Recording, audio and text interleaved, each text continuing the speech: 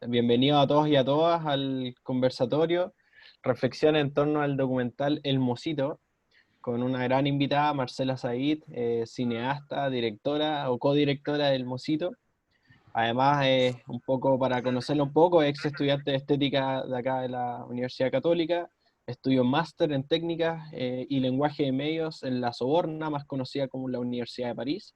Y actualmente está radicada en ese país, así que desde ya le agradecemos porque ya son las 10 de la noche y está conectada con nosotros y nosotras.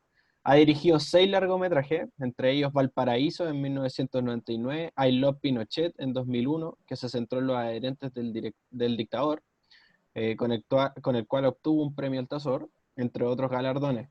En 2006, junto a Desert 2, estrenó Opus Dei, Una cruzada silenciosa, y El Mosito, en el año 2011, su cuarto trabajo, también codirigido con el mismo director anterior. La historia se centra en Jorgelino Vergara, quien fue el sirviente o mozo en el centro de tortura conocido como Cuartel Simón Bolívar, ubicado en la comuna de La Reina, desconocido por el Estado y por la opinión pública hasta el 2007. Este documental también fue merecedor de un premio Altazor. Marcela también ha dirigido 2 películas de ficción llamadas El verano, los peces voladores y Los perros. ¿Cuál es el objetivo del conversatorio? La idea es que conozcamos un poco más esta intrigante historia y esta macabra también historia de este cuartel y del Mosito, eh, y nos adentremos un poco en la historia que de repente es bien desconocida a nivel público. Para ello le vamos a hacer algunas preguntas a Marcela, ustedes pueden participar después, vamos a hacerles preguntas por parte del público, pero ahí vamos como haciendo lo más dinámico posible, como si esto fuese no online en el fondo. Así que partamos con la primera pregunta hacia Marcela. ¿Cómo resumirías la historia del Mosito y del cuartel? ¿Y qué adjetivos se te vienen a la mente al pensar en este caso? ¿Cómo la resumo? Es la historia de un... Nada, cuando nosotros encontramos al Mosito, el Mosito ya tenía 50 años. Pero el Mosito participó de estos hechos cuando tenía 16. Ahí partió siendo mozo en la casa del general Contreras. Y luego de ahí lo encontró un coronel y se lo llevó al cuartel Simón Bolívar, donde el tipo hacía lo mismo que hacía en la casa Contreras. Servir café, ordenar, cocinar y otras labores que ahí ya le empezaron, me imagino, a cargar los cuerpos y meterlos a los cofres de los autos, ya interaccionar, ¿no?, con todos los agentes. A mí lo que me llamó la atención fue investigar sobre todo el personaje, la línea fina que existe entre ser víctima y victimario. Porque lo que me llamaba la atención es que esta persona llegó muy joven a trabajar ahí, a los 16 años, venía del campo, sin mucho estudio, había apenas terminado la educación básica. Me hacía pensar un poco como en el Chacal de Nahuel Toro, ¿no? Y este tipo, claro, no se trataba de inocentarlo, pero se trataba de saber hasta dónde uno es responsable de sus actos y de lo que le pasó, ¿no?, del destino. Porque alguien me decía, pero es que el tipo se puede haber ido de ahí, se pudo haber ido. Y no es tan así, no es llegar a irte de una organización mafiosa, cuando tú has sido testigo de crímenes, ¿no? Y hasta dónde estaba implicado, si es que esto le gustaba, no le gustaba. Entonces nos encontramos con un personaje muy ambiguo. Jorgelino tiene una cosa muy, muy ambigua, en las cuales él a veces se dice víctima, uno no está muy seguro, a veces se siente orgullosa de haber sido parte de estos agentes, después se quiere separar. Entonces toda la confusión que él mismo tenía y toda esta, esta complejidad fue lo que a nosotros nos interesó. O sea, en algún momento lo que me interesó fue el retrato psicológico de un tipo dañado por haber participado en una organización como esta, ¿no? Y que me parecía mucho más interesante que el retrato de un mero monstruo, el retrato de un agente cualquiera que haya matado y que haya participado y del cual uno no tiene ninguna duda, ¿no? Esto me parecía más complejo como realidad de vida. ¿Y cuánto retrata la historia del Mosito y a la historia de la dictadura misma y a la posterior transición. Como, ¿crees que hay un simbolismo, por ejemplo, en que el centro de exterminio se haya descubierto tanto tiempo después y él haya confesado tanto tiempo después? La verdad es que nadie sabía que ese centro de exterminio existía. O sea, no se sabía qué es lo que había pasado ni dónde estaba, y gracias al testimonio de Jorgelino, cacharon dónde era, y ahí supieron que ahí se había exterminado todo el Partido Comunista, porque lo que se sabe es que ahí mataron a todo el mundo. Creo que hubo una sola persona que se salvó de ahí. Una sola. Entonces, obviamente, al no haber, no fue como el otro centro, ¿viste? Donde hubieron torturado, hay gente que quedó viva y que después pudo decir, aquí yo pasé por ahí, yo pasé por Tres Álamos, yo pasé por Villa Grimaldi. En el caso de Simón Bolívar fue un centro de exterminio. Entonces no había nadie que pudiera dar testimonio de que se habían muerto ahí. Eh, y por eso el testimonio de Jorgelino es tan valioso, porque hubo, 70 personas fueron procesadas después de que el tipo habló. Y había guardado, tenía un disco duro enorme, o sea, el tipo había guardado una cantidad de información impresionante. Eh, y, y habló todo, ¿no? Cuando la justicia lo encuentra a él, lo acusan de algo, y él dice, no, yo no fui, no fui yo la persona que mató a tal persona, pero yo sí sé quién fue. Y el juez, viendo que el tipo sabía tanto, lo mete, ¿no es cierto?, en una prisión de alta seguridad, y este tipo durante 2 meses está hablando, y luego que habla todo, se le da susto y se va a esconder. Y ahí parte el documental, cuando el tipo está escondido, digamos, su primer escondite que está en unos bosques ahí cerca de Curicó. Nosotros filmamos entre Curicó y Talca, por ahí pasa toda la película.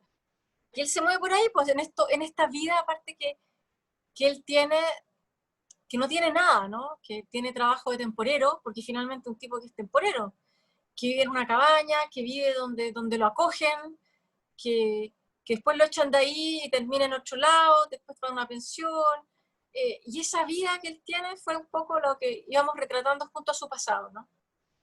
Cuando yo partí el documental no sabía exactamente lo que iba a resultar. Y poco a poco esto se fue construyendo un poco como un puzzle. Tú vas reconstruyendo su vida, entonces fuimos reconstruyendo su presente y su pasado, ¿no? Un poco. Ese presente precario que tiene, que refleja un poco de dónde él viene, ¿no?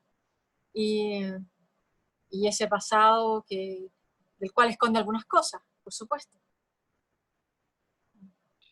Y Claro, metáfora, no sé, bueno, yo cuando partí esto fue porque, ¿sabes qué?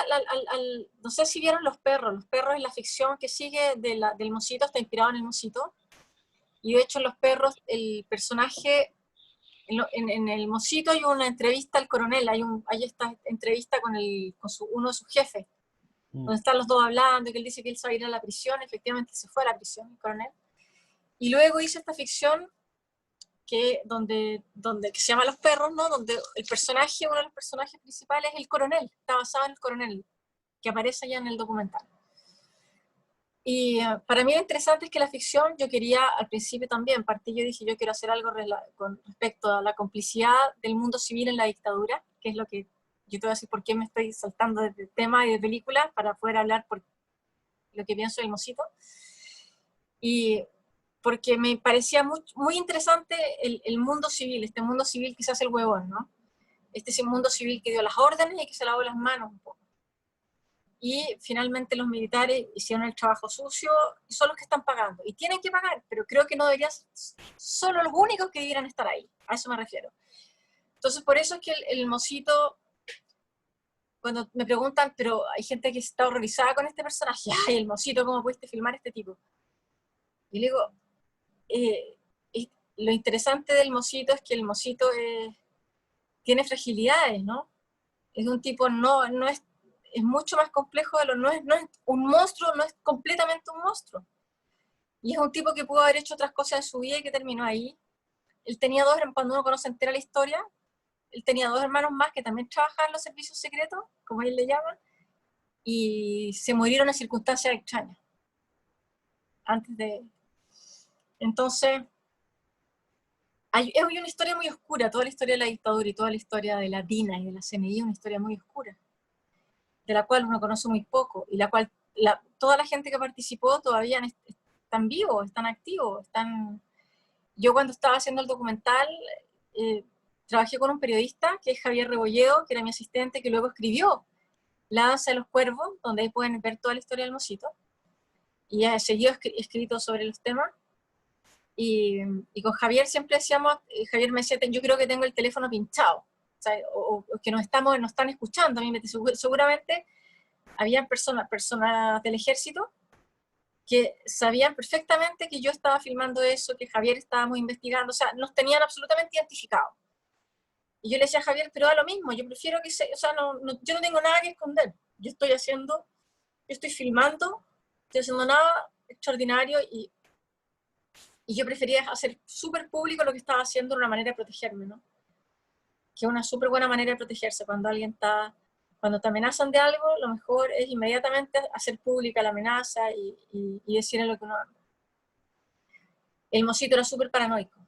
Y yo decía, al principio decía, pero este tipo está loco. Cambiaba de teléfono cada 2 semanas. ¿Ya? Se botaba el teléfono, tenía teléfono chip.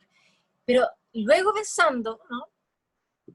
Quizás qué vio. O sea, imagínate lo paranoico que era. O sea, estaba absolutamente perseguido, él estaba convencido de que lo iban a matar. Y a lo mejor lo iban a matar. Y yo de alguna manera le dije, mire, usted está más protegido con nosotros, con la cámara al lado, y con nosotros al lado suyo, que solo a lo mejor. Entonces, y ahí fue un trabajo largo. Nosotros lo seguimos durante 2 años y medio más o menos, que fue porque íbamos por periodo y filmando hasta que esto se fue construyendo, ¿no? Yo no sabía cuándo esto iba a terminar. Yo caché que la película se terminó el día que filmé la escena cuando él da los nombres, ¿no? Que es la última escena de la película. Cuando filmé esa escena, yo ahí supe, ok, se acabó mi trabajo, aquí termina la película. De hecho, justamente la próxima pregunta es como una más personal hacia ti y a las personas que como trabajaron en este documental. Como, ¿cómo es la experiencia de encontrarse con este tipo de historia y qué sucede personalmente? ¿Qué sucede con tus vivencias que pueden ser cercanas o lejanas de la dictadura? ¿Qué se remueve dentro de la conciencia como humana, en este caso de las personas que escribieron o que dirigieron, perdón, este documental? Como, ¿qué se mueve ahí? Este fue mi tercer documental político y de ahí pasé a la ficción. Yo quedé súper cansada, o sea, cansada ya, pero no me refiero solo al Mosito. I Love Pinochet fueron un par de años. Opus Dei fue muy largo, fueron como 5 años, fue el que más me costó, de hecho, porque el Opus Dei porque es una organización mucho más complicada, porque no hablan, porque fueron 100 horas de grabación para lograr un poco, que mostrar lo que realmente era. Y luego el Mosito, y luego yo sentí que yo ya había hecho mi aporte a la humanidad, según yo, y ya quería pasar a la ficción y hacer otra cosa. Para mí fue interesante. A mí me interesa conocer la naturaleza del ser humano, como por qué la gente actúa así, como por qué alguien es capaz de hacer eso, cómo esto sucedió, por qué pasó lo que pasó. Todos mis documentales políticos tienen que ver con tratar de entender mi realidad, ¿no? Y no necesariamente, porque están los libros de historia, pero luego está lo que uno vivió. Ustedes son más chicos, pero yo crecí en dictadura, yo nací en el 72. Entonces yo me acuerdo cuando descubrí que Pinochet, cuando descubrí que no estábamos en democracia, fue como a los 12 años, cuando me explican lo que es la democracia, y ahí me doy cuenta que nosotros nunca habíamos cambiado de presidente y que nunca habían habido elecciones. Entonces yo levanto la mano y le digo a la profesora, oiga, pero entonces nosotros no vivimos en democracia, como no me había dado cuenta, como, y ahí me di cuenta de que efectivamente el tipo era un dictador, porque tenía 12 años, ¿no? Estaba en el colegio y nadie me lo había explicado de esa manera. Uno creció con Pinochet y pensaba que eso era la normalidad. Es como, uno piensa que eso es normal, y luego te das cuenta de que eso no es normal. Entonces, entender eso, entender por qué hay gente que lo defendió, por qué hay gente que lo defendía, por qué había tanta violencia, por qué había gente tan poco empática. Yo creo que con el tiempo lo que he entendido es que yo he tratado de entender la falta de empatía de una parte de la sociedad chilena respecto de lo que pasó. Creo que eso es lo que más me llama la atención. ¿Cómo es posible que si nosotros sepamos, ¿no? que hubo gente, que mataron gente, que torturaron gente, que uno pueda no entender, no comprender, no ser empática, no decir esto está mal, o sea, entender que es absolutamente incorrecto defender un sistema, una dictadura en la cual hubo violación a los derechos humanos. O sea, uno no puede decir, no, es que la economía, es que estuve, ¿qué economía? ¿Qué hueá me estáis hablando? O sea, la ética, ¿no? O sea, cómo la vida humana no tiene precio, no tiene, entonces, no, esto no era imposible, esto no se podía hacer. Una vez alguien, cuando yo estaba hablando de derechos humanos, me dice, es que tú eres un comunista. Digo, no, los derechos humanos no tienen color político. Los derechos humanos son de derecha, de centro y de izquierda. O sea, los derechos humanos son de todo y todos tenemos que defenderlos. O sea, desde la UDI hasta el Partido Comunista. O sea, eso es súper importante entenderlo, que esto no tiene color, esto es algo mucho más importante y trascendental. Y ahí es lo que debería unirnos a todos, ¿no? De alguna manera. Y eso es lo que yo no entendía, ¿no? Y todavía me cuesta. La sociedad chilena yo la encuentro súper violenta.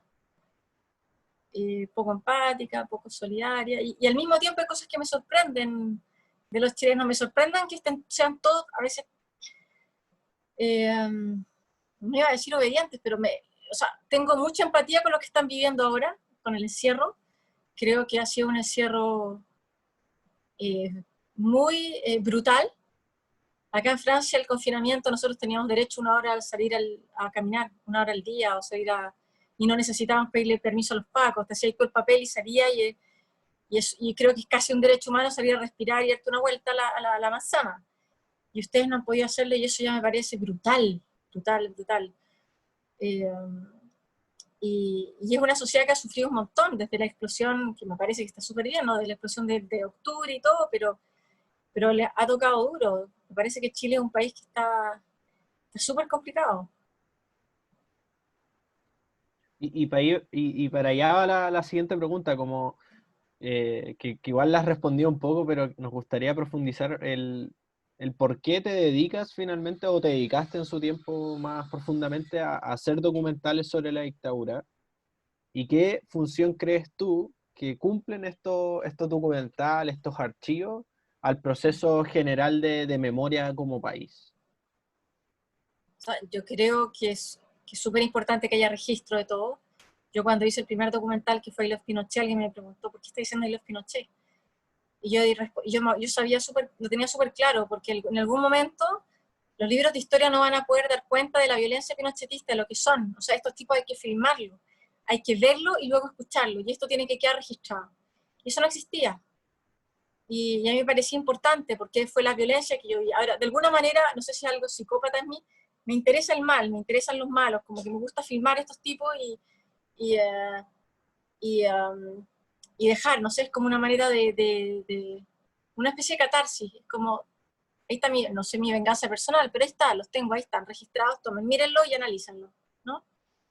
Y creo que era importante hacerlo, pero creo que no se trata solo del cine. Yo no sé lo que ustedes están estudiando, de lo mismo, construcción civil, ingeniería, parvulario, lo que sea. Yo creo que uno tiene que, en algún momento, pensar que hay algo de lo que uno hace que tiene que aportar algo al resto. Porque si uno no le encuentra sentido a lo que uno hace, nada tiene sentido. Es cosa de ver lo que estamos ahora, encerrados con esta pandemia. O sea, no tiene mucho sentido estudiar para ganar plata, no tiene mucho sentido un montón de cosas. O sea, si uno, en la vida lo que estamos es tratar de construir algo mejor, construir algo mejor. Ustedes a lo mejor no tienen hijos todavía, para nuestros hijos, para el futuro, para lo que está alrededor nuestro. O sea, es como no poder tratar de solucionar la cantidad de problemas enormes que tenemos, y para eso todos nosotros y todos los que están ustedes, si están en la universidad, ellos son privilegiados. O sea, tenemos el privilegio de poder estudiar y de poder hacer algo con lo que hagamos, con lo que desde dónde estamos. Yo creo que eso es súper importante. Y desde el cine lo que yo podía hacer era eso. Yo ahora, nada, los perros igual es político, el verano de los peces voladores también. Ahora estoy recién escribiendo mi otra película y ahora estaba haciendo otras cosas, estaba filmando serie, una cosa más que ver,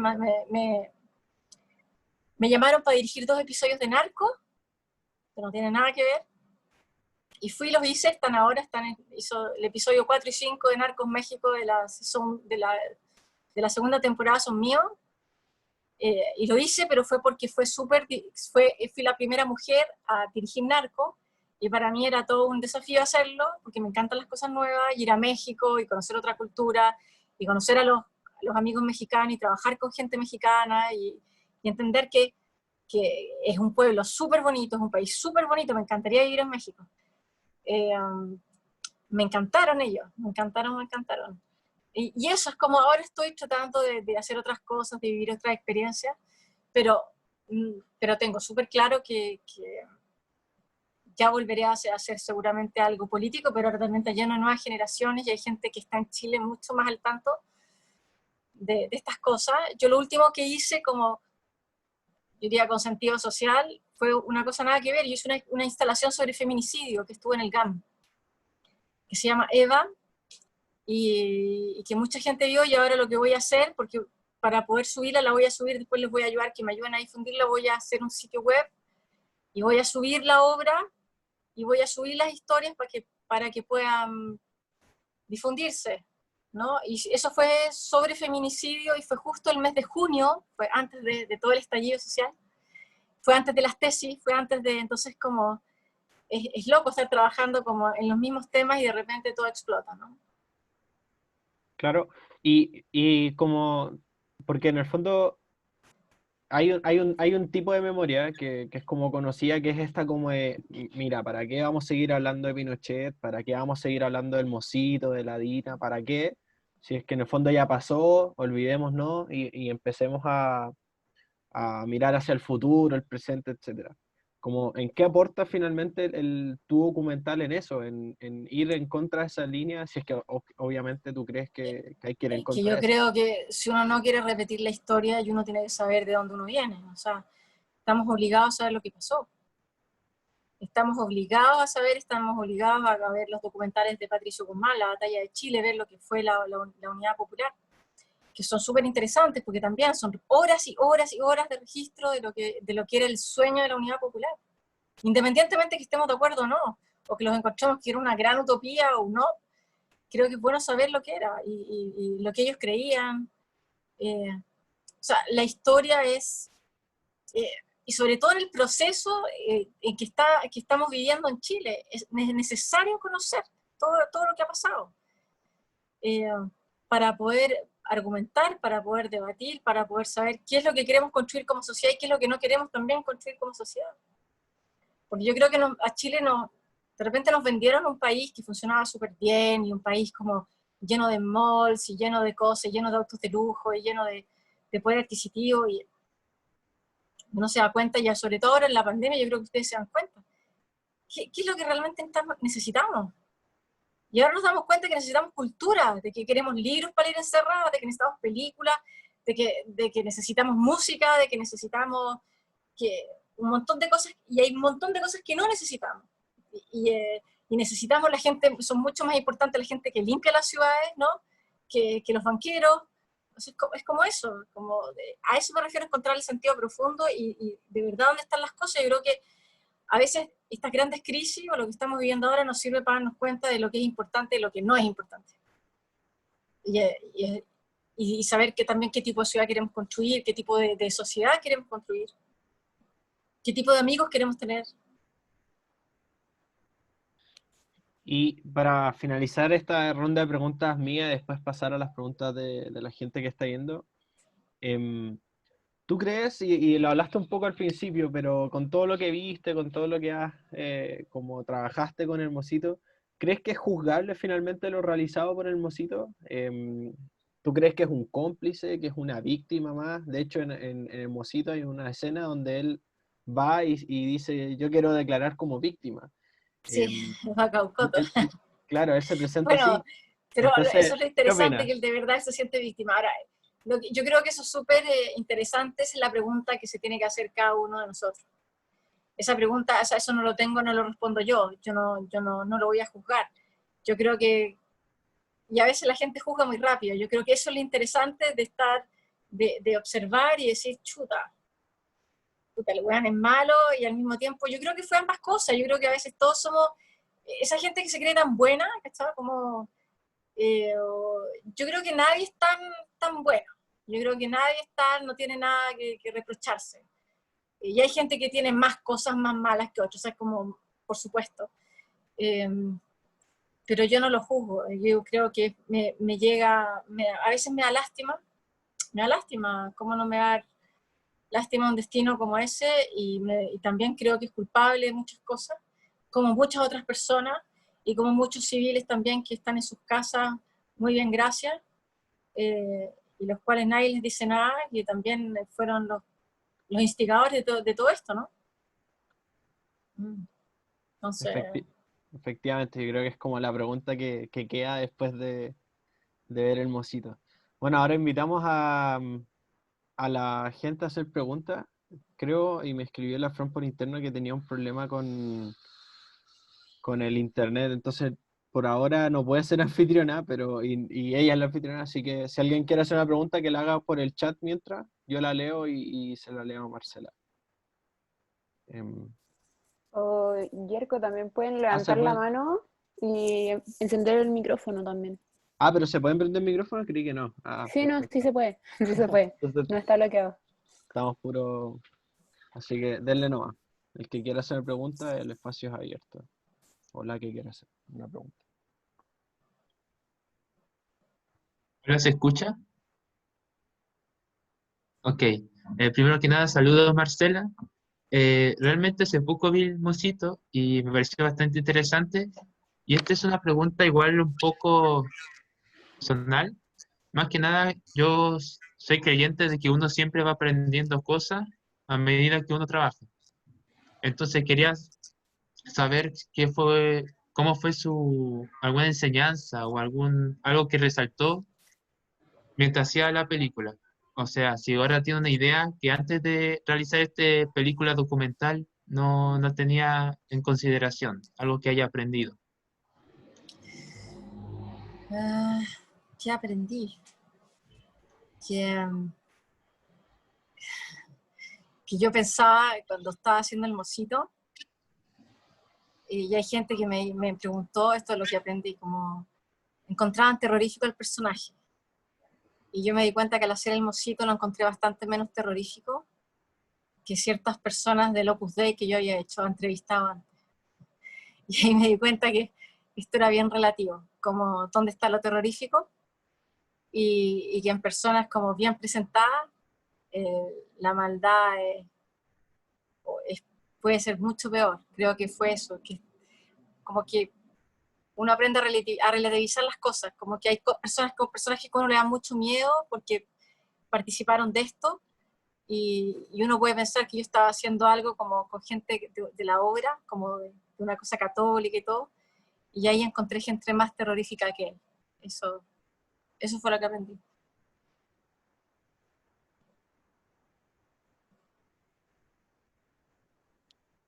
¿Alguien más con alguna pregunta? ¿Quién quiere hacerle a Marcela? Yo, pero es que Mario. no sé. Ah, ¿están con las manos? Mario como. A ver, no sé si alguien está levantando. No, pero Mario levantó la mano de forma física, así que dale, Mario. Tienes que Tienes que desmutear. poner el micrófono. Sí, estás muteado. Ahí está. Ahí sí. Primero saludar a Marcela, agradecerle por estar aquí con nosotros. Bueno, yo no estoy en Francia como algunos, estoy fuera del país, pero estoy en Estados Unidos, en Chicago nada menos. Wow. Así que la experiencia, digamos, que he tenido durante estos últimos años acá ha sido tremenda. Pero en fin, no, lo que yo quería preguntarte, que tú en algún momento hablaste de que recién como a los 12 años, en la escuela prácticamente te diste cuenta de que no había democracia. Entonces, hay una generación tuya, digamos, muchos que tuvieron esa experiencia, pero muchos otros también, que producto que era parte de una familia que sufrió toda la represión, etcétera, etcétera, pudieron tener más conocimiento, ya quizás un año menos, ¿no? Por eso yo quería preguntarte un poco cómo fue esa experiencia, o sea, si tú antes de los 12 años tuviste alguna forma de pensamiento de todo lo que estaba pasando por la familia, por la amistad de la familia, lo que fuera, ¿no? Me No, extrañó un poco eso, digamos. no, yo crecí en una familia dividida, mi papá es de derecha y mi mamá no. De hecho, el hermano de mi mamá salió al exilio a Canadá, y yo el primer recuerdo que tengo es súper extraño, porque a veces uno guarda esos recuerdos y salen mucho más tarde. Yo me recuerdo que cuando yo tenía 3 años, nos hacían de repente escondernos debajo de la cama. Y porque había un primo ahí, y había gente en mi casa, había más gente, ¿cachai? Como decía, ¿por qué hay tanta gente? Estaba mi primo, y había una prima, y había otra gente, yo no entendía mucho, porque era una guagua, 3 años, pero me acuerdo perfecto que nos hacían escondernos debajo de la cama y hacer shh. Y era como un juego, y estaba esta prima, y un día salieron y lo iban a vacunar, y yo no sabía para dónde, y por qué yo no voy, por qué no me llevaban, y luego desaparecieron, nunca más los vi. Y luego, bueno, ahí estaba Pinochet en la tele, pero no sé, no era más que eso. Yo iba al colegio, en mi casa no se hablaba, no se discutía de política. Yo no me acuerdo de antes de los 10 años haberme dado cuenta, o sea, sabía perfectamente que estaba Pinochet y que parece que no era tan bueno porque a mi mamá no le gustaba, pero eso, hasta ahí no me llegaba mi conocimiento, no había escuchado nunca más. Ya en el colegio, fue en el liceo 1, yo estoy en el liceo 1. Y ahí partió mis primeras vivencias, en que no podíamos hablar de política, de que estaban las profesoras, estaban los sapos, los que te podían acusar de qué, y ahí los centros de tortura, ahí empecé a escuchar. Por eso me parecía mucho más ridículo que gente de mi generación también, como a los 30 dijera yo nunca escuché, porque yo fui a los 12, a lo mejor no fue antes, pero a los 12, pero ya que unas minas de mi edad dijeran que yo antes de los 30 no había escuchado nada, me parecía eso absolutamente extraño, porque a una cierta edad, cuando uno va creciendo, efectivamente es imposible abstraerse de la realidad y no ver que hay cosas pasando. Me acuerdo que también en el centro estaba la cárcel de los presos políticos. Había unos recintos de presos políticos, uno había que estaba en compañía, al lado del liceo 1, por eso me acuerdo, y ahí había gente protestando siempre. Y luego, bueno, fueron los años 80 y me tocó vivir los años 80, las protestas, ¿no? Y salían mis compañeras a protestar, y mi mamá, que le tenía terror a que yo fuera, que me fuera a pasar algo, me iba a buscar al liceo. Y a mí me daba vergüenza, porque se paraba fuera a buscarme los días que había protesta, y a mí me daba vergüenza. ¿Cómo no me daba vergüenza que mi mamá me fuera a buscar al liceo? ¿No? Como, esas son las vivencias que tengo. Pero no más que eso. Y ahí me di cuenta de lo que estaba pasando, y me empecé a dar cuenta de que la gente era cobarde. Esa fue mi primera impresión. Lo que más me dio, como me sorprendió, fue la cobardía de la gente, incluyendo la cobardía de mi mamá, como cuando yo quería ir a las protestas y mi mamá no me dejaba, y decía, ¿pero por qué? No, es que te puede pasar algo, pero ¿por qué tienes miedo? O sea, el miedo. Y percibir ese miedo me llamó la atención. Yo puedo decir que yo al menos crecí, si bien vi el miedo alrededor mío, yo me liberé del miedo. Cuando hice mi primera película, mi mamá estaba absolutamente asustada. ¿Cómo estás haciendo esto? Y digo, no, pero es que esto hay que hacerlo. No, yo ya no estaba fuera de eso, ¿no? A mí el miedo ni el terror no viví con eso, pero entiendo que mucha gente de otra generación tenía terror, porque vieron muchas cosas seguramente, porque sabían lo que estaba pasando, porque vieron desaparecer gente, y uno tenía esta impresión de que la gente no tenía ganas de hablar. Yo crecí en un Chile donde la gente tenía una cara se notaba el terror en la cara. Esa es la verdad. Gracias. No. Si tenemos tiempo para alguna pregunta más. Alguien que tenga algo que opinar, que decir, reflexionar, preguntar. Dale, Fran. Dale, Fran. No puedo levantar la mano porque anfitriona. Primero que nada, darte las gracias, Marcela. Soy fanática de tu trabajo en Los Perros. Creo que una de las mejores películas del cine chileno. Me encanta.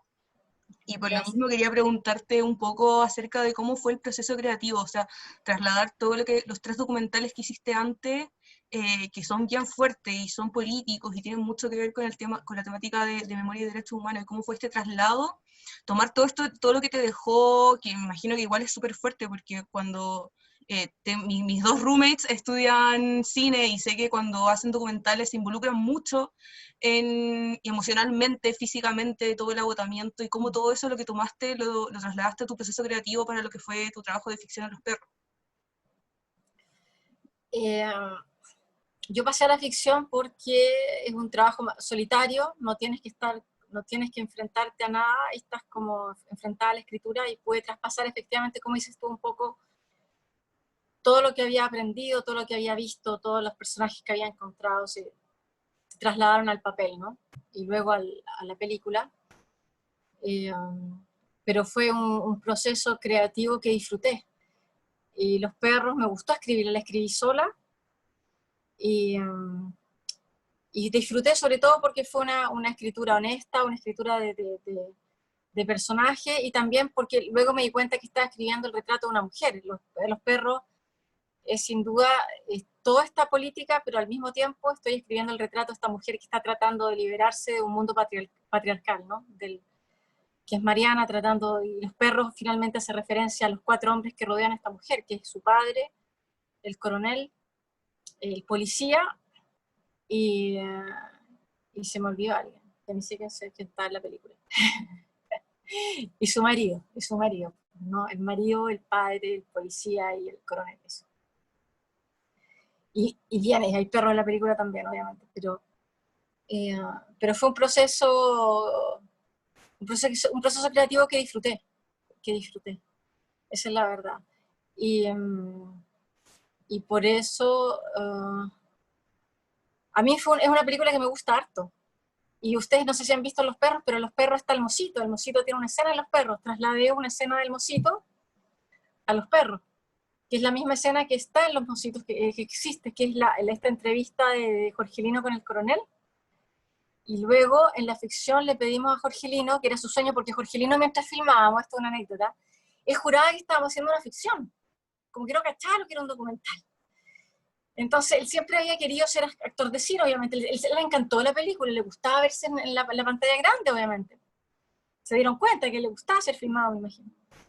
Entonces cuando estaba haciendo Los Perros, le propuse al actor que quisiéramos esa escena, la escena de verdad que estaba con el coronel, porque el coronel está en el Mosito, la escena del coronel le dije, hagámosla de verdad, y que el Mosito venga a verte aquí a donde las clases de equitación.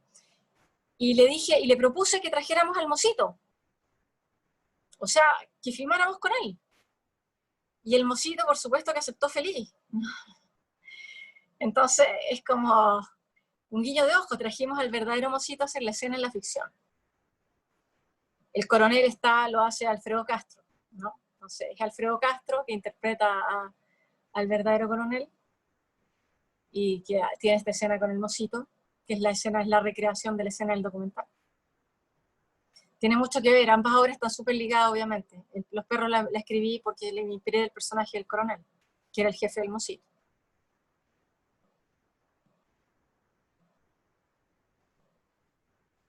Gracias, lo encuentro demasiado interesante. Es que, fantástico. Me encanta el cine. ¿Y estás trabajando en algo ahora? Sí, ¿Tienes algunas ideas como que quieras trabajar? Estoy escribiendo otra película y estaba recién dirigiendo unos episodios para una cosa en Francia, y estoy escribiendo una nueva película que quiero filmar en Chile, pero que es distinta, es un huiclo que se llama, es como un thriller psicológico. Y estoy escribiendo sobre otras cosas, sobre el duelo, sobre otras cosas.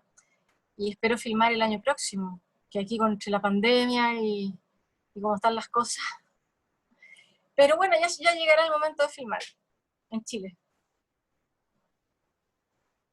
¿Alguna otra pregunta, duda, cuestión que quede? Pilar tiene la mano físicamente levantada. Tenés que desmutearte. Ahora. Perfecto.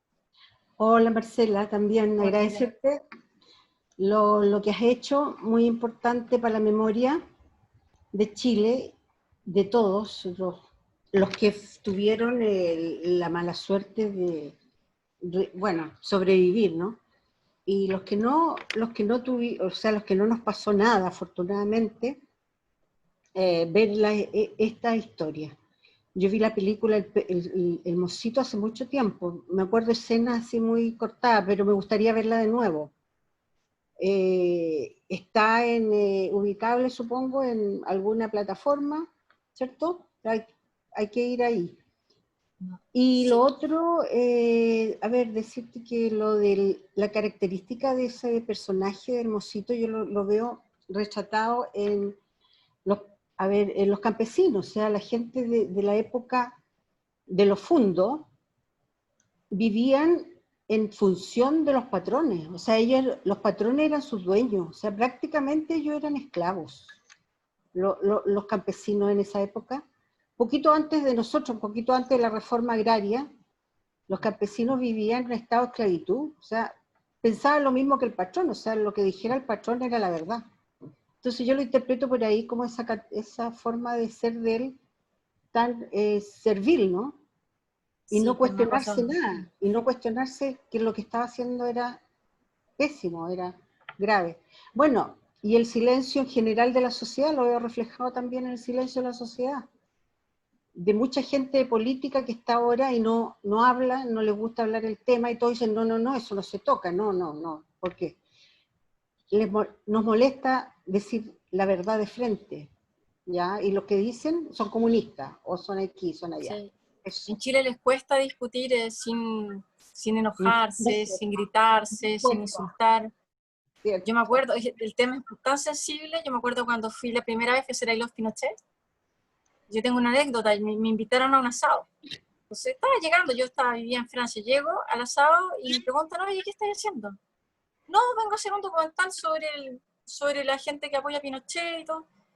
Y así, ¿y por qué estás haciendo eso? Y de repente en el asado se empiezan a agarrar. Fue hace rato, se fue en el 2002. Y quedó la crema. Y alguien viene y me dice, pero ¿cómo se te ocurre? Y digo, oye, yo solo respondí qué es lo que vine a hacer. O sea, esto estaba tan como la gente no... Cuando tú sacas el tema, que debe pasar seguramente en las comidas familiares, me imagino, que queda la crema y todo el mundo se agarra, pero... Y no debiera ser así, debiéramos ser capaces de hablar sin gritar y sin insultarnos. A ver, cuéntame, ¿por qué? A ver, ¿por qué lo defiendes? ¿Qué es lo que te pasa a ti? Y es porque nos duele, ¿no? Entonces es algo que nos duele, que nos toca. Pero creo que tenemos que aprender a discutir de otra manera, lo mismo que en Twitter. Eso me pasa, que estoy en Twitter y me imagino que sabes lo que es el Twitter de cosas, la cantidad de insultos, una cosa impresionante. Entonces, y porque la gente, como no se está viendo las caras, como no está al lado, les resulta más fácil, ¿no? Pero cuesta discutir como sin enojarse. Y no Nos se... faltan argumentos, parece. No somos buenos para dar argumentos. Sí. Y entiendo que sea un tema tan emocional, obviamente. Además, sí. Pero gracias. Eso. Gracias, Pilar. Perfecto. Marcela, te invito a cerrar este conversatorio dando una idea final, algún consejo que le quieras dar sobre todo a los estudiantes y a las personas que siguen al colectivo Memoria y Derechos Humanos de la UC. No, gracias por haberme invitado al conversatorio y nada, sigan viendo cosas, sigan leyendo y sigan pensando en cómo hacer un aporte desde lo que hacen. Creo que esa es la invitación que tengo para que podamos construir una sociedad más justa y una sociedad donde haya más empatía, más empática. Es lo que más le falta a Chile, según yo. Muchas gracias, Marcela. No, gracias a ustedes. De paso, dejamos invitados a todos y a todas a la próxima semana, a este mismo horario. Vamos a tener a Germán Berger, también director de cine y documentales, para comentar el documental Mi vida con Carlos. Ya vamos a entregar todas los links y todas las cosas para ver el documental y después para poder asistir. Por supuesto, Marcela también está invitada desde Francia, si quiere asistir. Gracias. Así que eso, muchas gracias a todos y a todas por venir y bueno, siempre bienvenida Marcela si es que tienes algún trabajo, como tú dijiste, obviamente... Oye, sí, tengo algo que los voy a compartir luego cuando lo tenga. Hice hace poco un documental chiquitito, dura como, no sé, 30 minutos, sobre Joseph van der Rest. No sé si saben quién es, un cura que se acaba de morir justamente, que fue el que creó la Mediagua. Y él tiene toda una opción, él fue la Fundación Vivienda, que hay una población que tiene su nombre, y hizo un pequeño documental sobre este cura belga, que a él yo lo conocí, y me llamó mucho la atención, y dije, ya estaba viejo, y tenía una energía impresionante, yo dije, hay que hacerle algo antes de que se muera, y alcancé, justo. Ya. Sí, Así por que eso se los supuesto. voy a compartir. Para que Por lo vean. supuesto, y cualquier cosa, el colectivo para eso está, para difundir también todo lo relacionado a la memoria, a los derechos humanos y a lo que tú también, a todo tu trabajo finalmente. Sí, no, y lo encuentro bonito porque la lucha del cura justamente lucha por, tú sabes, él participó en mucha toma de terreno. Su lucha es contra la especulación del terreno, ¿no? Entonces, es algo súper actual, finalmente. Su lucha es súper contemporánea y esto partió en los años 50, ¿no? Cacho. Así que eso se los voy a compartir.